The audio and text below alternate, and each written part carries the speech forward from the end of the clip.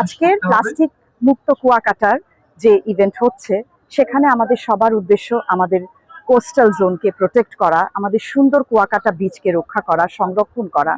এবং এই জন্য আমরা আজকে ওয়ার্ল্ড এনভায়রনমেন্ট ডে যে সুন্দর theme inspired by nature for climate for our future.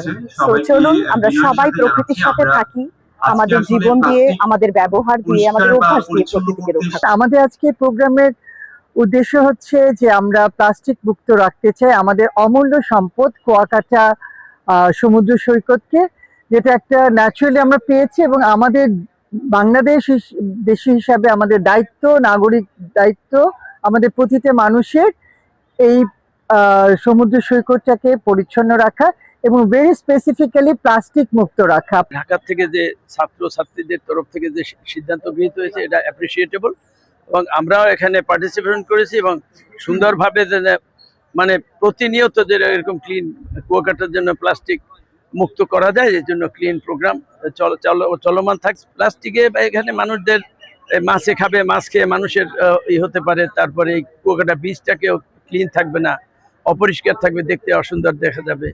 এগুলি ক্লিন করে এক জায়গায় ডাস্ট মুক্ত করলে পরে সুন্দর থাকবে বীজ।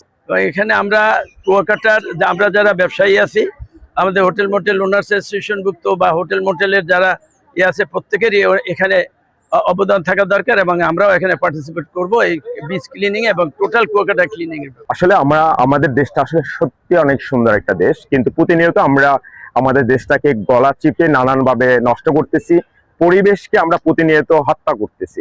কিভাবে আমরা আমাদের যে একটা বিচ রয়েছে, আমাদের কিন্তু সমুদ্র সৈকত খুবই কম, কক্সবাজার এবং কুয়াকাটা এখানে 8 কিলোমিটার বা 18 কিলোমিটার একটা বিচ, সেখানে মূল বিচটা রয়েছে 8 থেকে 9 কিলোমিটার।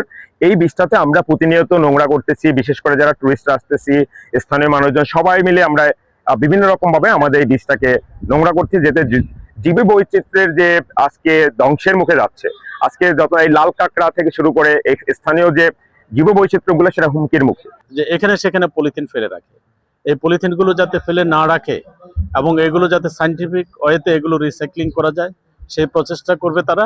আর তারা পলিথিন, এটা পর্যটকরা আসে বিভিন্ন জায়গা থেকে, তাদের সেই হিতে জ্ঞান থাকে না, এই পলিথিনগুলো তারা তুলে নেবে, এক জায়গায় স্টোর করবে, স্টোর করে সেটা পরবর্তীতে ডেস্ট্রয়ের ব্যবস্থা নেবে। তো এই উদ্যোগগুলো তারা নিচ্ছে, তারা হয়তো 2 দিন পরে চলে যাবে, কিন্তু এখানে যারা এলাকাবাসী আছে, এখানে যারা স্কুল কলেজের ছাত্রছাত্রী আছে, তাদের উদ্দেশ্য হলো তারা এই সকল বিষয়গুলো তারা পিক আপ করবে, তারা তুলে নিয়ে এরপরে এইভাবে কিভাবে পলিথিন ডিস্ট্রয় করা যায় এগুলো তারা শিখে যাবে।